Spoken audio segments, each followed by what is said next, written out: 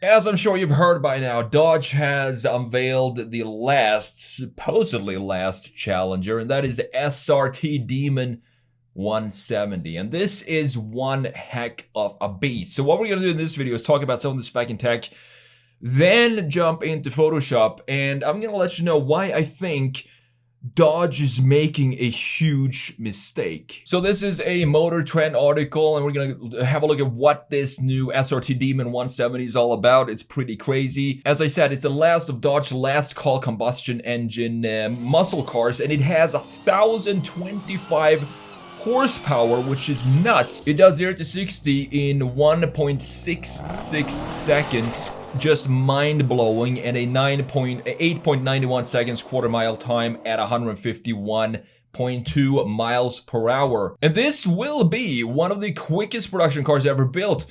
When we talk about acceleration, I think we should categorize them in two different categories. One is EVs and one is internal combustion engines. The power delivery is so different between these two cars, these two type of cars, that I think it's worth noting that this is probably the fastest production car when it comes to internal combustion engines, which is nuts because look at it, and it doesn't really look like it is supposed to go this quick aerodynamically, but it does, which is crazy. So it starts at $100,361, which I think is a pretty good deal for what you're getting here.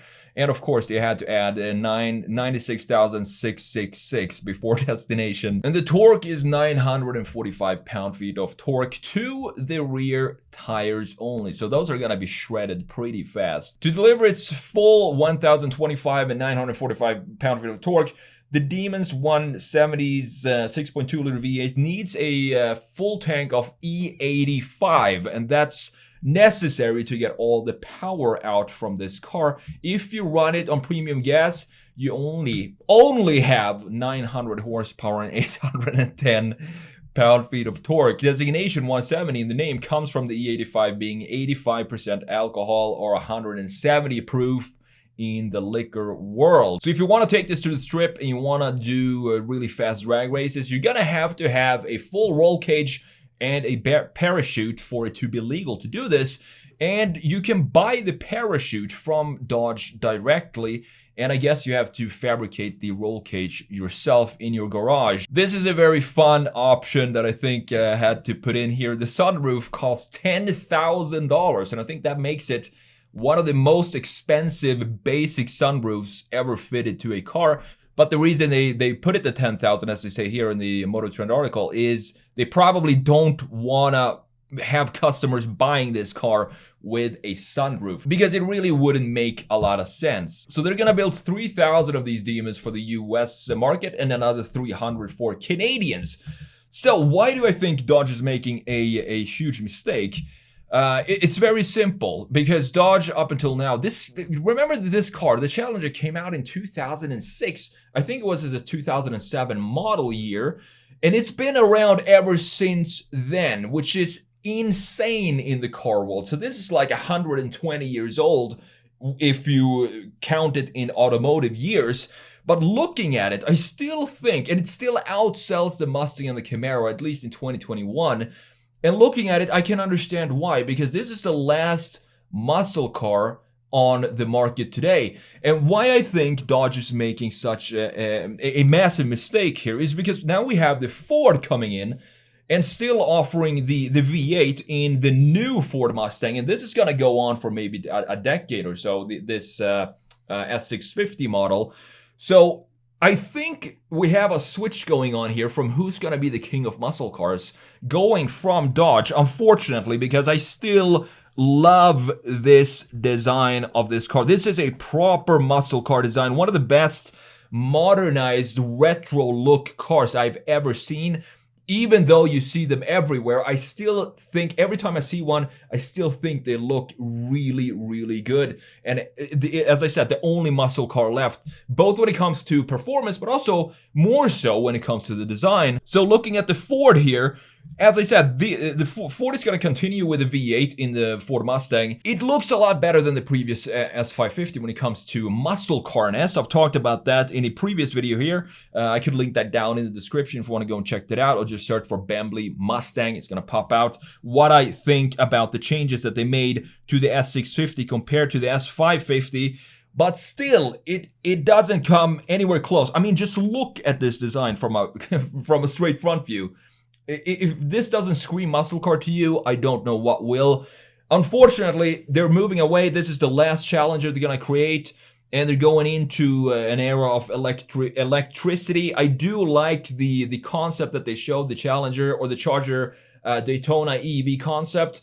But it's still an EV, so it's not gonna have the rumble and the vibrations and the noises that you have from a proper muscle car. So that leaves us with the Mustang. And then the Camaro is also going away. Camaro is turning into, last thing I heard was they're gonna make a 4-door sedan EV with the name Camaro, which is also crazy to me. So the last muscle car, if you want to call it that, pony car, is going to be the Ford Mustang with the V8. So I'm really thankful to Ford for keeping the V8 alive. And even though the design isn't, nowhere close to the muscle carness that we have of the Challenger, which, by the way, the only facelift it got was in 2015, and that was the facelift to add LEDs in the lights, and that was pretty much it. Other than that, it's still the same design going back to 2006. And I think that shows that if you nail a design from the beginning,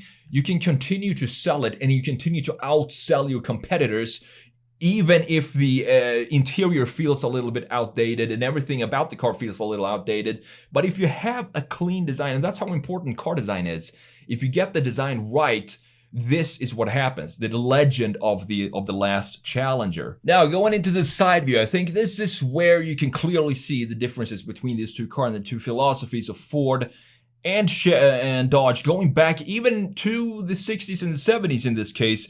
Here we have very clean lines. You can see that this has the wide body kit attached to it, which I think adds a little bit more of theatrics to this design, as if it needs it. But what I love about this is that this look, if you put the old Challenger, the 60s and 70s Challenger on top of this car, you still have the same proportions, but they have been modernized. So what I mean by that is the greenhouse sits a little lower, the shoulder line sits a little higher, meaning that the glass area is a little smaller than we have in the original Challengers, but it still has the same soul of the original one when you look at the proportions of this car. Proper muscle car proportions with these 3-box design in a big coupe like this.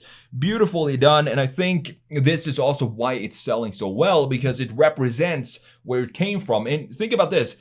Every time a car maker takes an old design and modernizes it in a cool way, such as this one, those cars always tend to sell really well. There's just no, it's almost impossible to fail when you do that, because people have memories of these cars, and if they come back in a modernized way, it's going to be a very hot car. Look at the Ford Mustang. This looks a lot sportier, but so did the 65, the 66, the 67 Mustang. They all had this roofline that is a bit more of a sports car with this fastback design. So it's not really, in my opinion, a proper muscle car. It is, of course, a pony car, which they call the Mustang. And we also have a lot more curvatures in the front end with these more dynamic lines in the body overall. The rear end is what we're going to talk about next, and then the interior, because if you look at the rear end of the Mustang specifically, I think I've talked about this before on the channel, so I'm not going to talk about it a lot here, but I think this rear end, it doesn't have the same muscle feel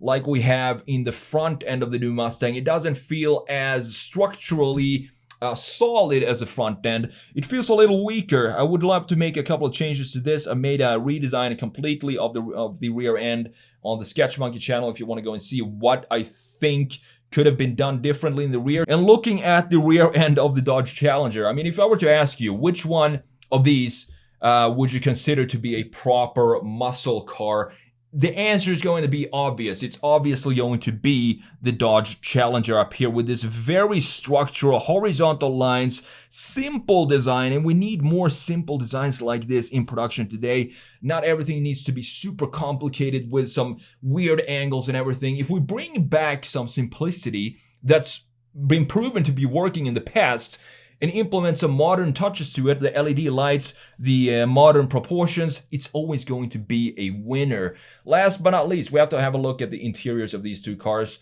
I've talked about the interior on the Mustang before, and if I were to pick between these two, it doesn't matter to me that this is, 8 years old or something like that, this interior. It doesn't matter at all because I have everything I need here. I have a gauge cluster that has a housing for it, analog gauges for the tachometer and speedometer, totally fine. I don't care if they're digital or analog. I actually kind of prefer it in some ways analog because we still have the screen in the middle which gives me the information that I need. I don't need to have a TV behind the steering wheel, and then I have this integration of the infotainment screen, which I don't need to be bigger than this. This is totally fine. I'm in a car. I'm supposed to be driving it and not be entertained by all these screens around me, specifically when you're sitting in a Challenger. You're getting into this car to drive it, and that's the main purpose of the whole thing. Looking at the Ford Mustang, I'm really disappointed that they went with the dual screen setup like this.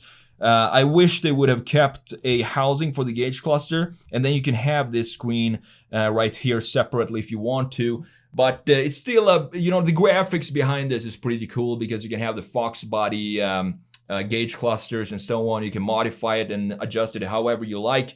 But I don't think it suits a Mustang to have this type of integration. Maybe the Mustang Mach-E can have it, and it does. It does have a big iPad on this angle though. But at least this is a better integration of the base than the base Mustang where you have literally two iPads and someone just put some Gorilla Glue at the bottom on both of these and stuck one behind the steering wheel and the other one right here on the dash, and looks so out of place. If there was one car that I would mention how not to integrate screens in the dash, or in the interior, it would be the new base Mustang, because I really don't like the implementation of that. This looks a little better than that, even though we still have a big screen on top of the dashboard. While this, if Dodge were to update this, for those who think that would be necessary, and I'm not one of those people, I still think this looks like totally fine to sell in 2023,